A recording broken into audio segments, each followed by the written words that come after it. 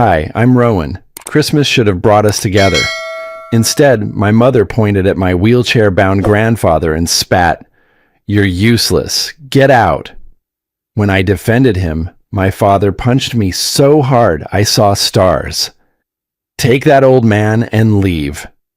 And just like that, we were thrown into the snow like garbage. What they didn't know? The man they tossed aside owned everything they worshipped. And when he stood up, he didn't just walk. He burned their legacy to the ground. What happened next? Even the devil would have shivered. Snow had been falling since noon, the kind that looked soft from the window, but stung when it hit your skin. The house was glowing, all gold, silver, and glass. The kind of Christmas my mother lived for. She called it tradition, though I never figured out whose tradition it was. Maybe just hers. The fire in the marble hearth was too perfect, every log angled as if a photographer had arranged it. My father sat at the head of the table, posture straight as a ruler, wearing that tailored navy suit he claimed made him look presidential. My mother, Lorraine, floated around in her sequined dress, correcting napkin folds and smiling for no one in particular. Then there was my grandfather, Ephraim, the man who built everything, the vineyard, the estate, the fortune that fed every glass of champagne in this room, now sat at the far end of the table in a wheelchair that looked too small for his pride. They'd put him by the window, as if he were part of the decor. Beside him, one chair sat empty. No one dared fill it. I sat near the middle, trying to breathe through the artificial cheer. The hum of small talk, the sound of silverware, the faint Christmas music from the next room. It all felt like someone had pressed pause on life. No one looked at Ephraim. Everyone acted as if the man who made us all possible was already gone. Dinner began with my mother's voice slicing through the silence. "To family," she said, raising her glass, "to a legacy that continues to grow." Everyone echoed, "To family," and clinked glasses. Everyone except Ephraim. His hand trembled as he tried to lift his. The glass slipped, spilling red wine onto the white tablecloth. The sound was small, but the silence that followed was suffocating.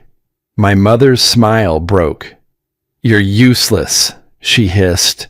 "Can't even hold a glass anymore." The words hit harder than the sound of the glass rolling onto the floor. My father didn't flinch. My sister Clara looked away. Guests pretended not to hear. I looked at Ephraim, his hands still shaking, his eyes lowering to the tablecloth like he'd just spilled blood. I felt heat rise in my chest. I'd watched this play out before. Every year, another way to erase the man who built everything. The chair beside him caught my eye again. The empty one. It felt like an invitation and a warning at the same time. I started to move toward it, but my father's eyes met mine. Cold. Controlling.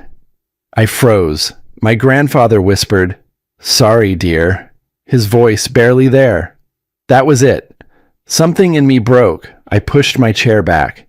"Don't talk to him like that." Every fork stopped midair. Every breath held. My mother blinked like she couldn't believe what she heard. My father's voice came low and steady. "You will not embarrass your mother in this house." I stood straighter. My pulse pounded in my ears.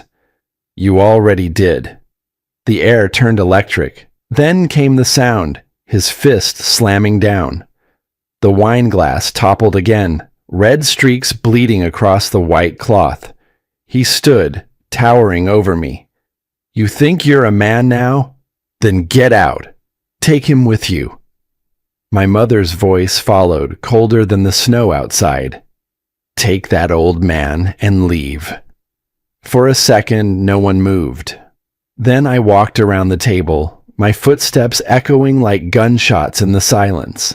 I went to Ephraim, placed a hand on his shoulder, and turned his wheelchair toward the door. His hand brushed mine, cold, light, trembling. The butler opened the door without a word. The air outside bit hard. Snowflakes caught in my hair as we rolled out onto the porch. Behind us, laughter started again, soft and hollow. I looked back once through the frosted glass.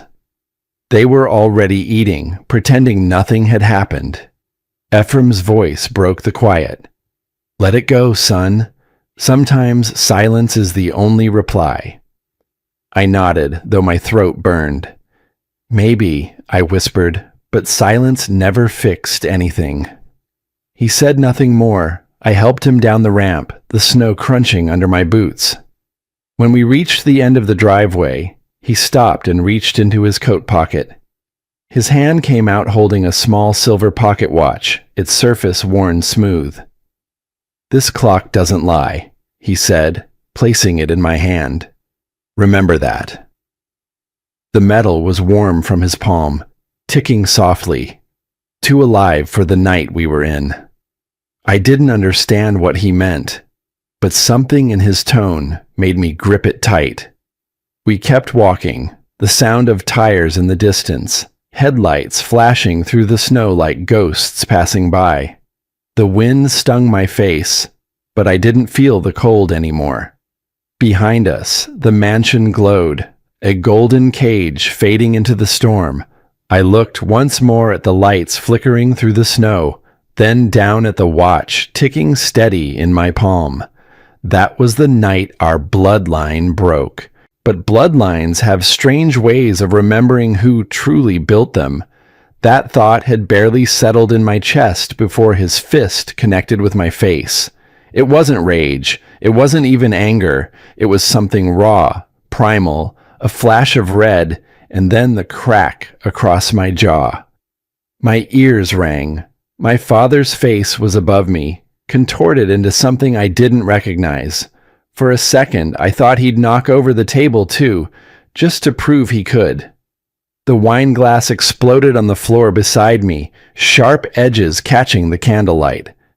I didn't even feel the pain, just the sound, and the silence after. That was louder than the punch. My mother gasped, but it wasn't concern. It was annoyance, like I'd embarrassed her dinner party. She clutched her pearls as if I'd broken them. No one stood. No one asked if I was all right. They just watched, or worse, looked away. And through it all, in the pocket of my coat, the old watch ticked, steady, mocking even. Time moved on. The family didn't. Gavin grabbed my collar and yanked me up like I was a drunk at some cheap bar. "You and that useless old man, get out of my house!" I staggered to my feet, blood trickling from the corner of my mouth. I wiped it away with the back of my hand and met his eyes. "You mean his house." That hit him harder than my fist ever could. For a second, something flickered across his face. Something close to shame. But it vanished. Lorraine stood now, too. "You're nothing without us." Her voice cracked like thin glass. I didn't answer. I turned, walked to Ephraim, and without a word, wheeled him toward the front door. No one stopped me. No one said goodbye. The door slammed behind us, sealing the night like a coffin. Outside, the cold was immediate, sharp. My hands froze on the wheelchair's metal handles. The snow hit sideways now, pushed by wind that howled like it knew we no longer belonged anywhere. I said nothing. "I wanted to believe your father would do better," Grandpa muttered. "I really did." I kept my eyes forward. "He did exactly what you taught him. Silence and control." He didn't argue. That silence between us, it was different. Not the kind that hides, the kind that listens. The gate came into view. As we passed it, the lights of the mansion blurred behind us, swallowed by the storm. We reached the truck. I helped Ephraim into the passenger seat and folded the chair into the back. The wind pushed at my back like it wanted me gone faster. Inside the cab, the silence felt heavier. The heater groaned to life, and I started the engine. Headlights lit the snow in front of us like a tunnel to nowhere. We drove. I didn't know where to look, so I looked back, not physically, but in my head.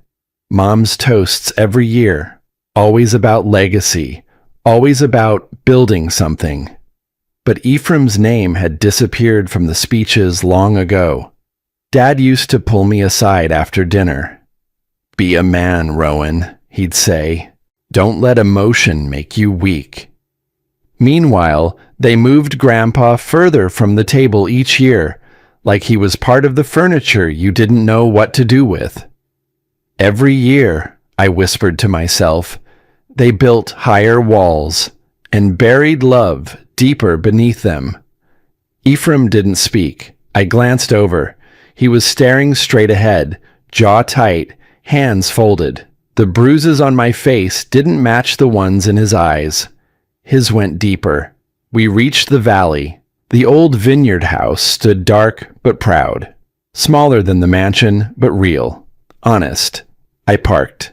We sat a moment, letting the engine tick down. "I'll get the door," I said. Inside, the air was still. It smelled of old oak, dried herbs, and memory. The lights were dim, but the place didn't need much to feel alive. Ephraim insisted on boiling water for tea himself. I watched him try to lift the kettle. His legs didn't move, but the stubbornness did. I stepped in, gently moved his hand aside, and took over. He sat at the table, watching me with that quiet look of his. "You shouldn't have done that," he said. "Defended you? They'll hate you now." "They already did." He smiled, not with joy, but with a kind of peace, like I'd finally said what he'd been thinking for decades. We drank tea by candlelight, the snow dancing against the window. "This vineyard," he began, "survived more than most people know. Fires, floods, bad harvests, partners trying to steal it. But pride..." He shook his head. "Pride did the most damage." I nodded, unsure what to say. "The fruit only sweetens after the bitter years," he added. I looked down at the pocket watch still in my hand. The ticking sounded slower now, like it had adjusted to the rhythm of this place. He sipped his tea, staring into the flames in the fireplace. Then, calmly, he said, "Tomorrow, you'll come with me to the cellar. There's something you need to see." I raised an eyebrow, still feeling the weight of the night pressing behind my eyes. "What's in the cellar?" He didn't look at me, just smiled softly. "The truth, and maybe your inheritance." That night, I didn't sleep, because when a man like him says truth, it usually means someone's been hiding a lie. The old couch creaked beneath me as I shifted, listening to the wind batter against the vineyard walls.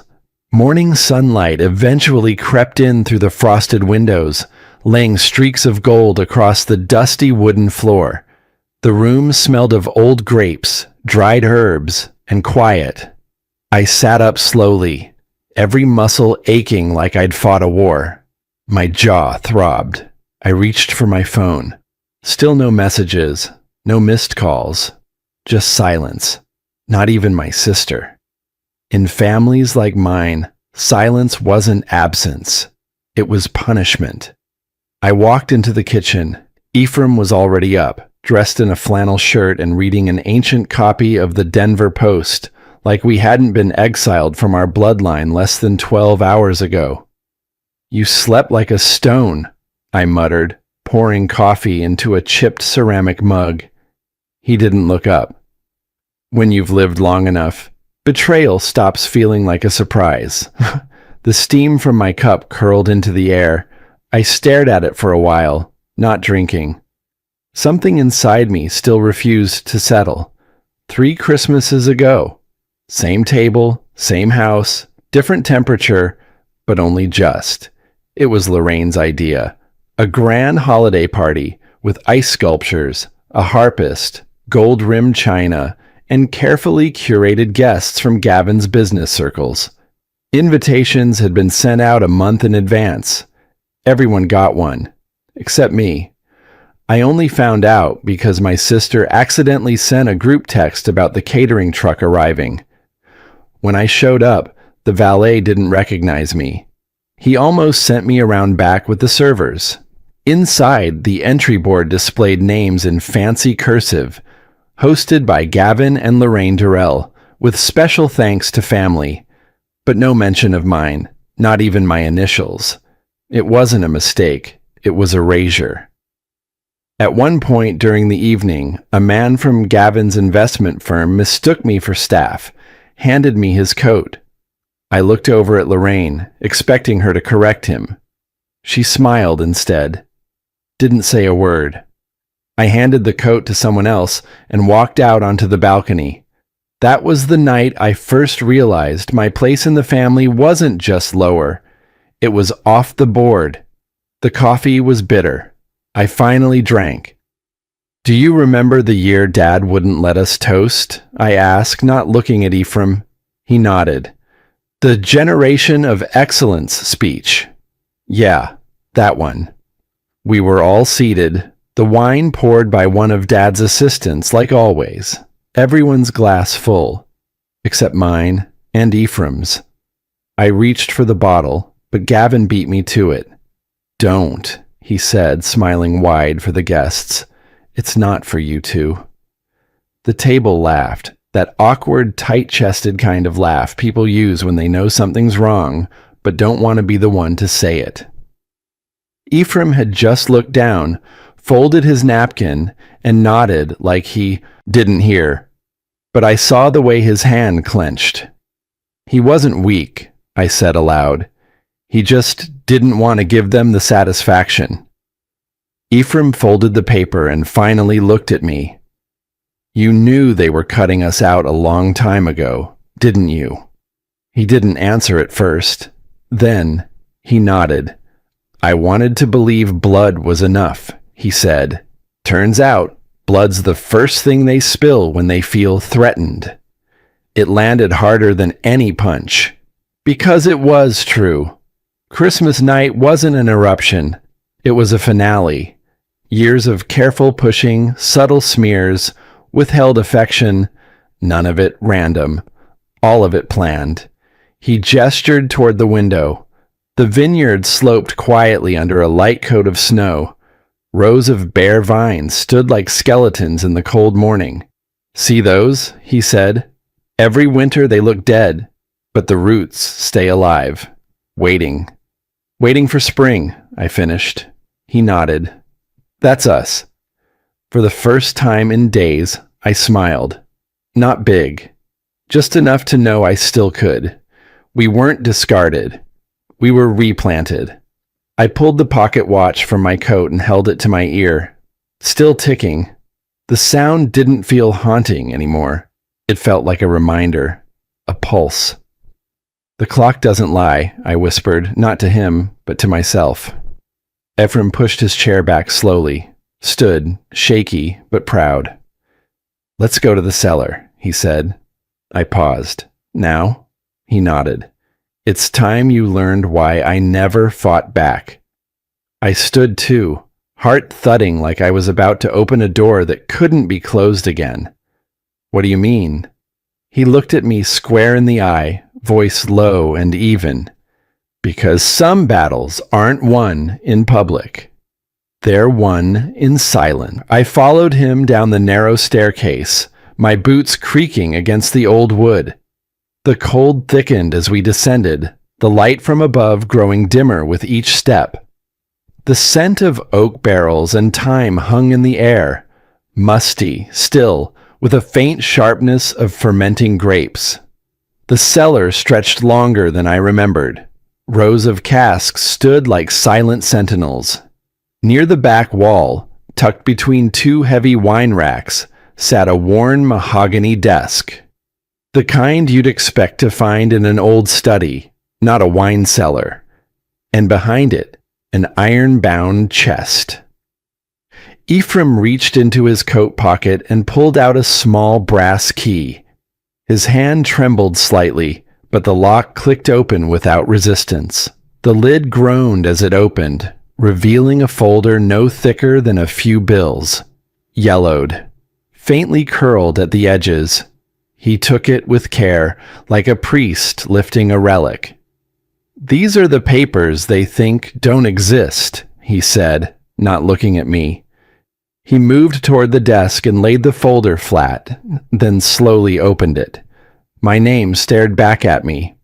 Rowan Durrell, listed clearly in black ink. Ephraim's signature below. The date 10 years ago. "This was the original will," he said quietly. "I gave you everything. The vineyard, the estate, full rights over the family trust."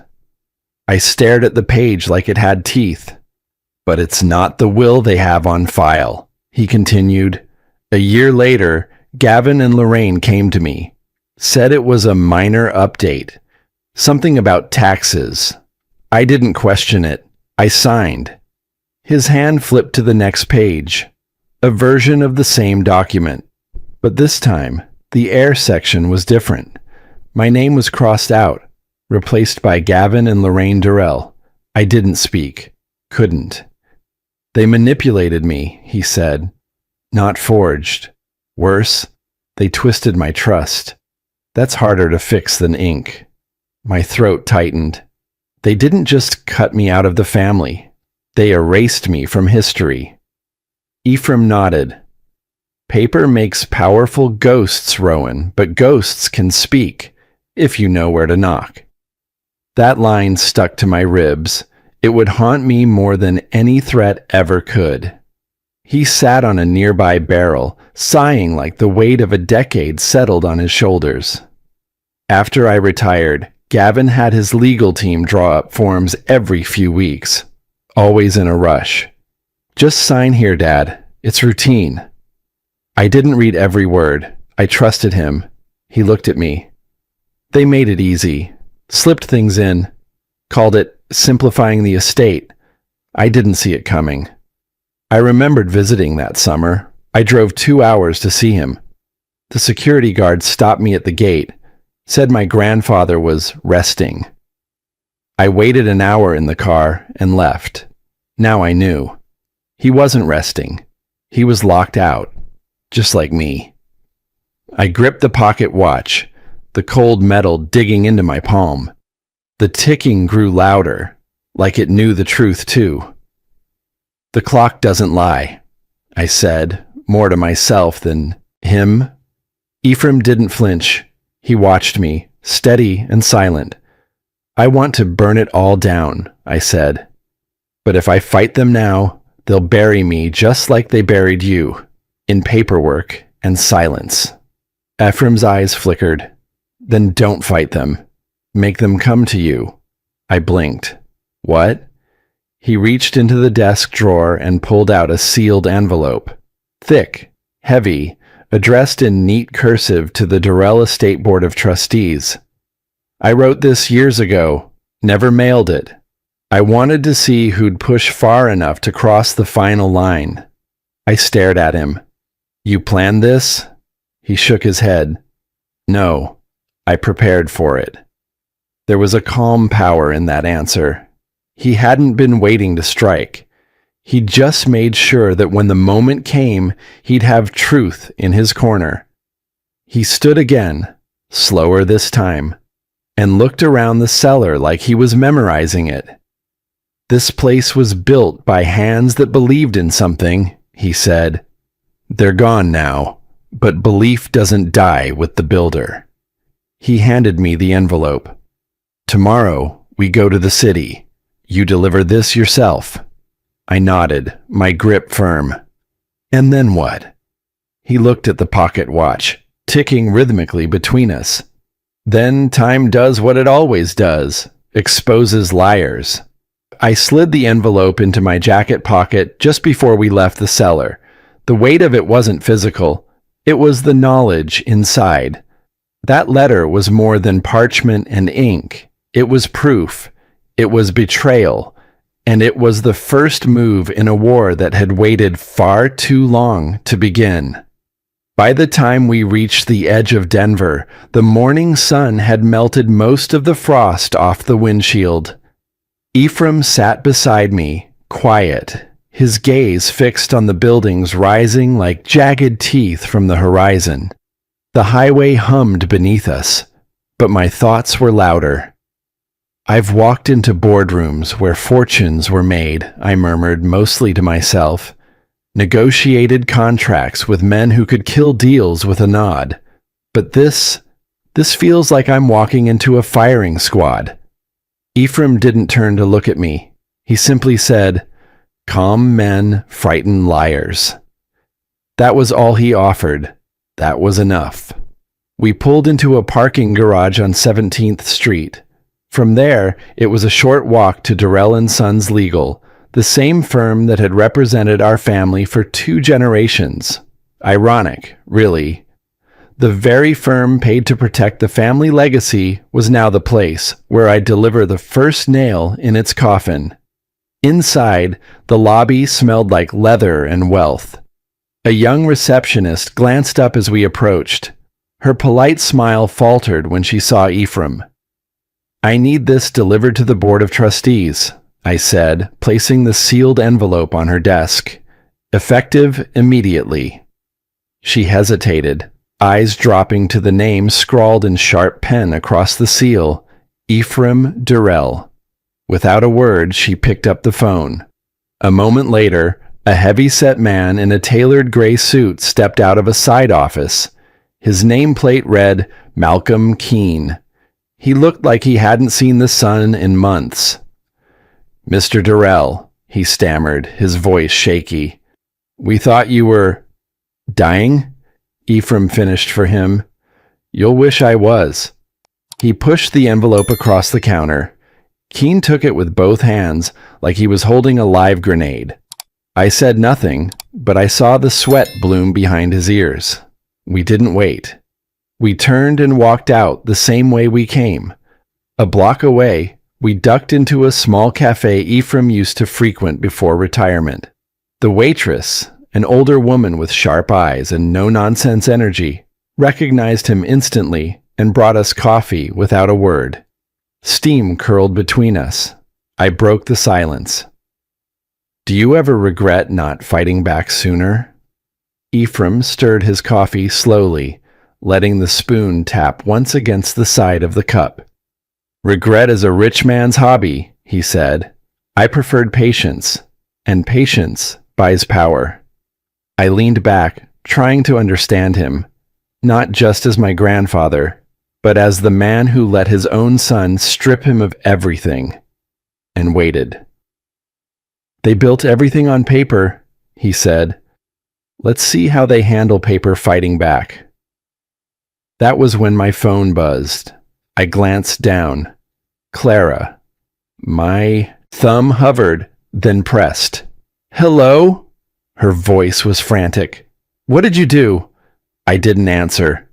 "Dad's screaming, threatening to sue the board.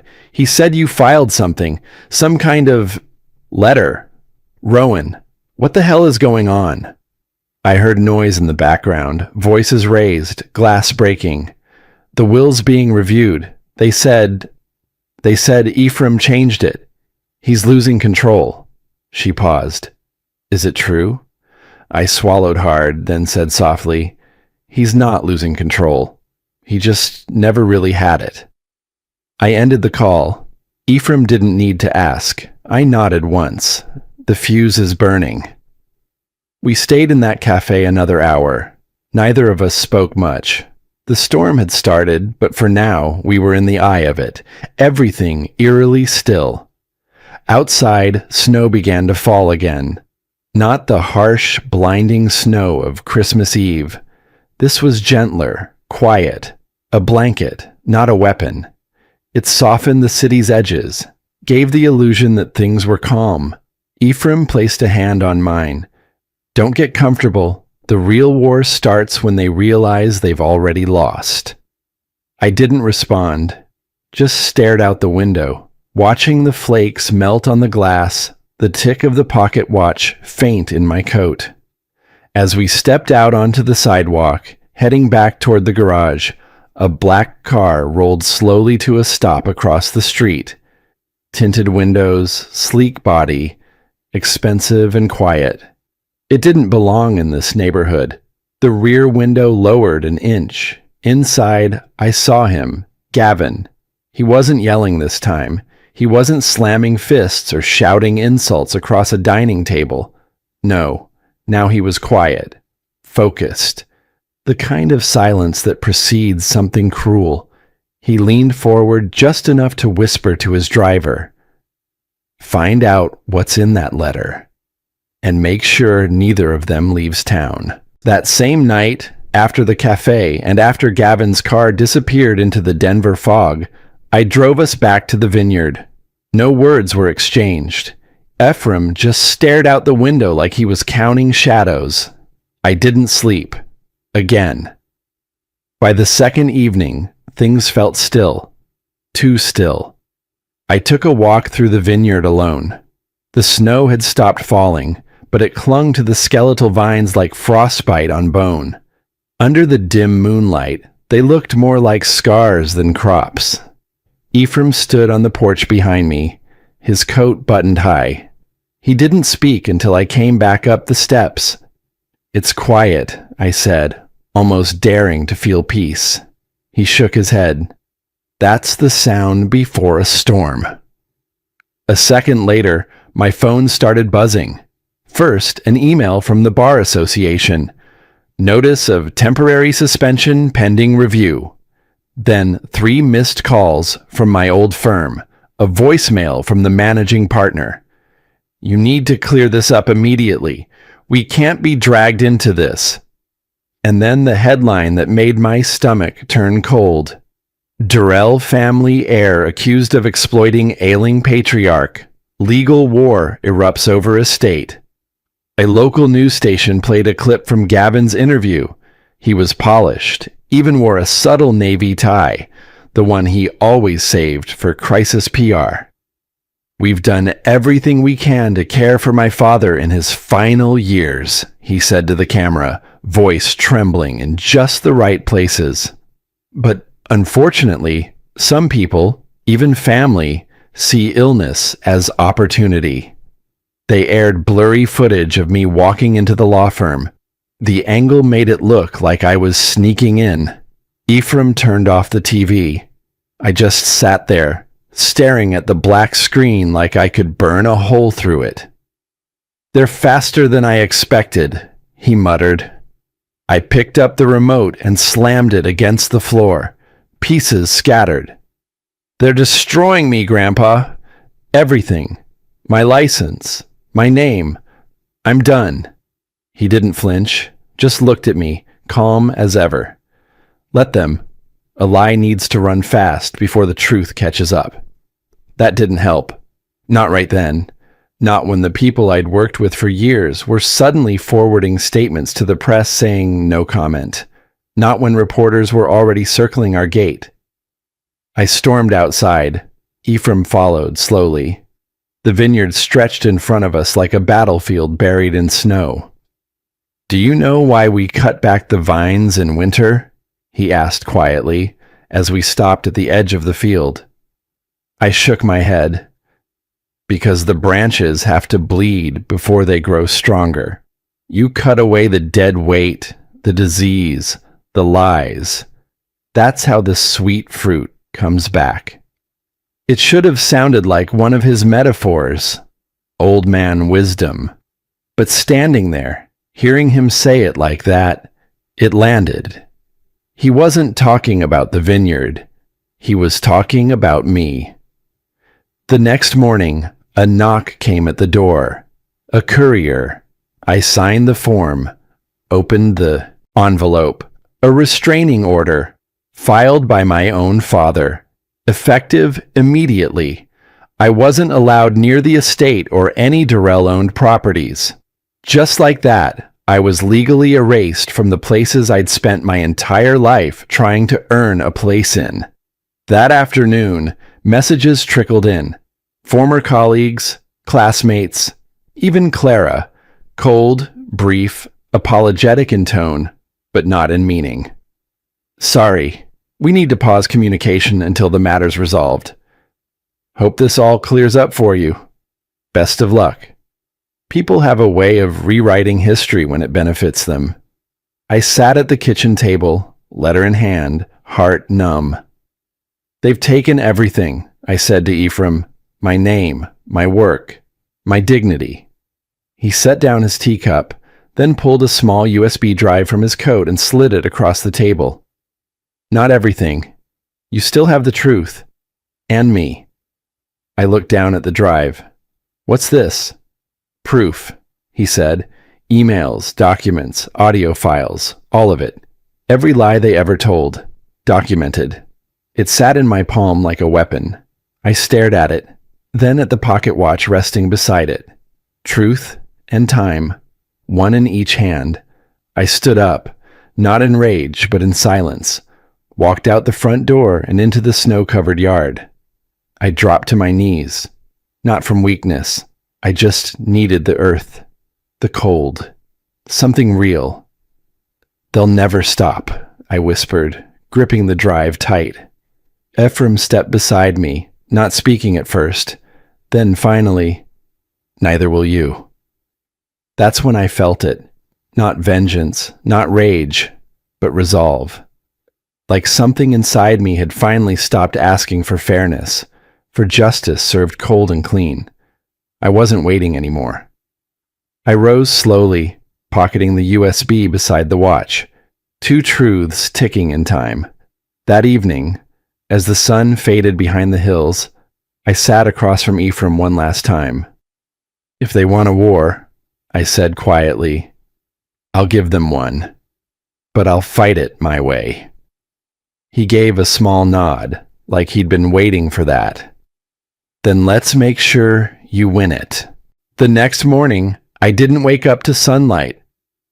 I woke up to sirens outside my door. It started as a distant whine, then closed in like a wave. I pulled back the curtain, and there they were. 3 black and white cruisers, 1 unmarked sedan, red and blue lights bouncing off the snowy fields. Behind them, reporters, microphones, cameras, a feeding frenzy. Ephraim was already dressed, coat on, shoes laced. He stood by the fireplace, calm as if he'd known this was coming. When the knock came, it wasn't a tap. It was a demand.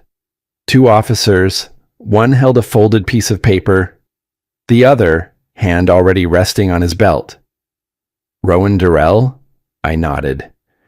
You're under investigation for financial fraud and elder abuse. Step outside, sir.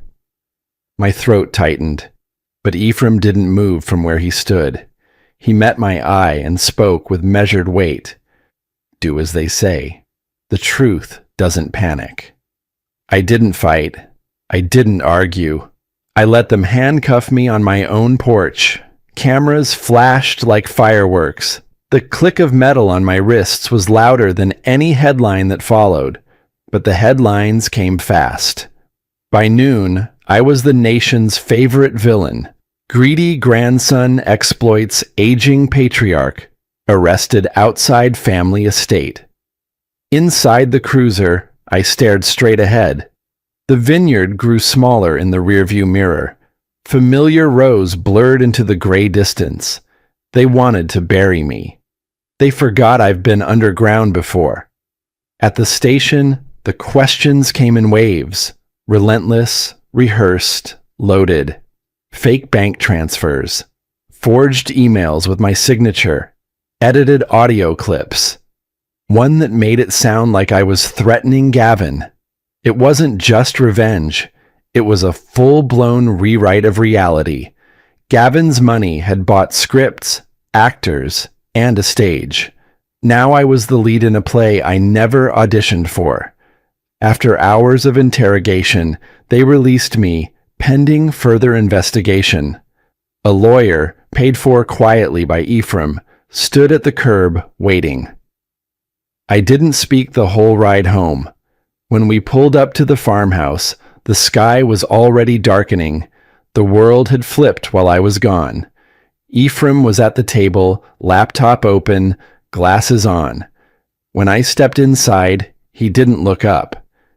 "You didn't think I gave you that flash drive to collect dust, did you?" He hit the spacebar. Footage played. Crisp, clear, time-stamped. Gavin, on hidden camera, laughing. "He'll sign anything. He doesn't even read anymore." Lorraine. "As long as he thinks we're moving money for his medical care, we can shift it all."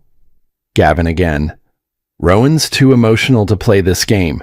He'll yell, we'll stay quiet, and no one believes the loud one."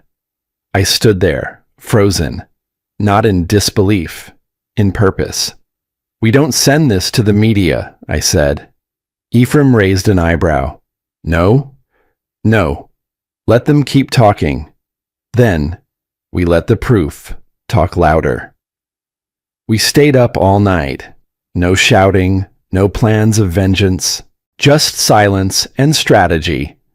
By 3 a.m., the videos, encrypted and untraceable, were sent directly to the Board of Trustees, the firm's compliance office, and one anonymous whistleblower email within Gavin's own company. No press release, no social post, just truth. Quiet and deadly. I turned off the light and whispered into the dark. They built their kingdom on lies. Let's see how it stands without them. By the next morning, the wind had shifted. First came the statement from the law firm. Due to newly surfaced material evidence, we are suspending all actions pending legal clarification. Then came the leak. An anonymous post on a legal ethics forum. The footage, the audio, the forged emails, lined up against originals from Ephraim's archive. By noon, it had gone viral. Not because of me, but because someone inside Gavin's circle had shared it. Maybe they got scared. Maybe they were tired of pretending. Or maybe they just wanted out before the house fell. The media that crucified me now tripped over itself to rewrite the narrative. New evidence reveals deeper conspiracy in Durrell family saga. Who is Rowan Durrell Dilly? Gavin's firm issued a no comment. Lorraine disappeared from every public platform. Their foundation website went offline. It wasn't victory, not yet, but it was silence. And this time, it was theirs. That evening, I sat on the porch. The vineyard stretched out before me, calm, quiet. The vines didn't care who lied or who ruled. They just endured. Ephraim came out with 2 mugs of tea, sat beside me without a word. "They're collapsing," I said. He took a slow sip. "They were already collapsing. We just stopped holding them up." The sky was lavender with dusk. Somewhere in the hills, an owl called once, low and distant. Then my phone rang. Clara. Her voice was trembling, almost distant. "Dad's gone." I sat up straighter. "What do you mean gone?" He left the estate. He took something from the vault before he disappeared." "What did he take?" She paused, swallowed. "They say it has your name on it." I stood, the air colder now than when I woke up. "Then this storm isn't over yet. The next time I saw my father, it wasn't in a courtroom. It was at a funeral.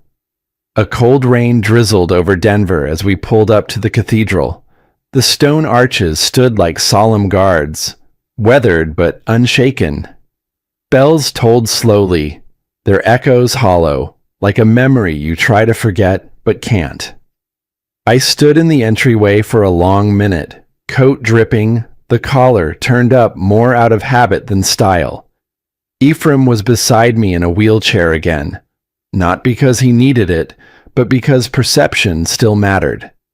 People respected an elder in a chair more than one standing with quiet power. The place was full. Suits, veils, umbrellas still folded under pews. Faces I hadn't seen in years, gathered now to mourn a man who wore masks better than anyone. On the altar, a massive screen played a soft-lit montage. Gavin laughing with donors, cutting ribbons, giving his grandchildren Christmas gifts. A narrator's voice called him a pillar of community, a man of vision, a devoted father. I barely blinked. Even in death, I muttered, he's rewriting the story. Ephraim didn't look away from the screen. Then you rewrite the ending. We sat in the back. Neither of us prayed.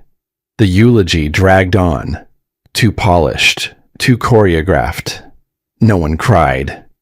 They dabbed their eyes like actors finishing a matinee. Then came the twist. The family lawyer stepped up to the podium, holding a remote in his shaking hand. There is one final message Gavin requested be shared, should this day come. He pressed the button. Gavin's face appeared on screen. Thinner, paler than the version in the montage, but just as controlled. He looked directly into the camera. If you're watching this, he began, then I've lost everything. But I'll say this. I did what I had to do, to protect my name, my legacy. I made choices that others may not agree with, but I made them for my family. He paused, sipped from a glass just off frame. I never asked for forgiveness. I only asked that my side be remembered. And then the screen flickered. The room stirred.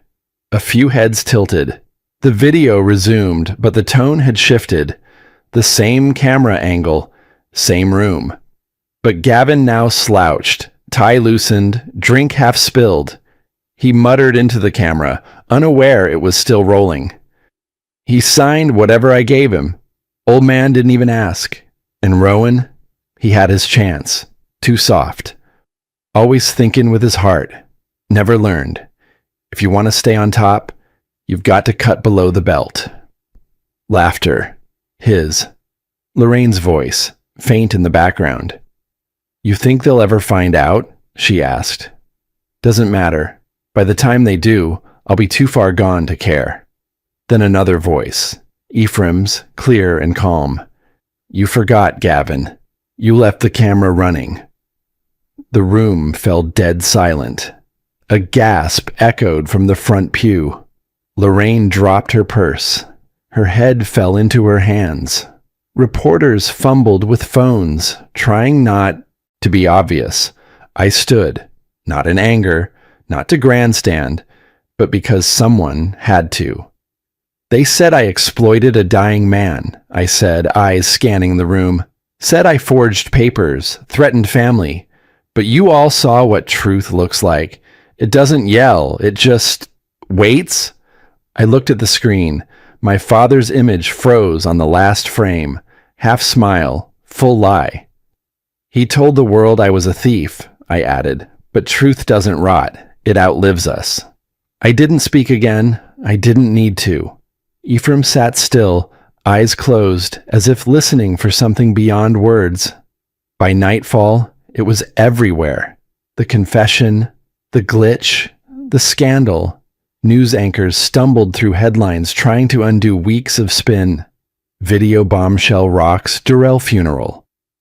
From accused to avenged, Rowan Durrell's redemption. Ephraim's legal team released the full video. Every frame, every voice, every timestamp. It couldn't be edited, couldn't be spun. It was raw, final. The forged will was voided within 24 hours. The estate, the vineyard, the Denver property, even the rights to the Durrell Foundation name, all reverted to me. But I didn't celebrate. I walked out of the cathedral alone. The rain hadn't let up. Each drop felt heavier than it should have. I didn't cry. I didn't feel relief.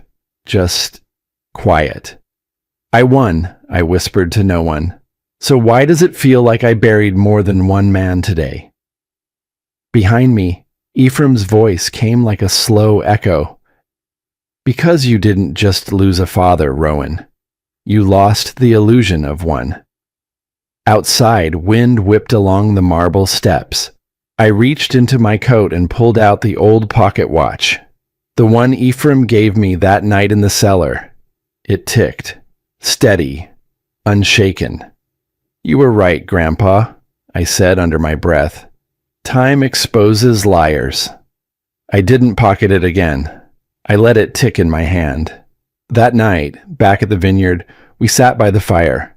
The same spot where I once collapsed after they cast me out. Same flames. Different man. What happens now? I asked quietly. Ephraim didn't answer right away. He stared into the fire like it owed him something. Now, he said at last, you rebuild. But this time, not for them. For yourself. We didn't speak again. We didn't need to. The fire cracked, warm against the storm outside. I looked into the flames and asked softly, You think the dead rest easy, Grandpa? He didn't flinch, just stared ahead. Only the ones who made peace, he replied. The rest keep watching. I thought it was over, until I found the final letter hidden inside his coffin. A week had passed since the funeral. The media trucks had moved on. The headlines faded just as fast as they'd flared up. Around the vineyard, the snow gave way to thawing soil, revealing patches of green like timid beginnings. Everything was quieter, except inside me.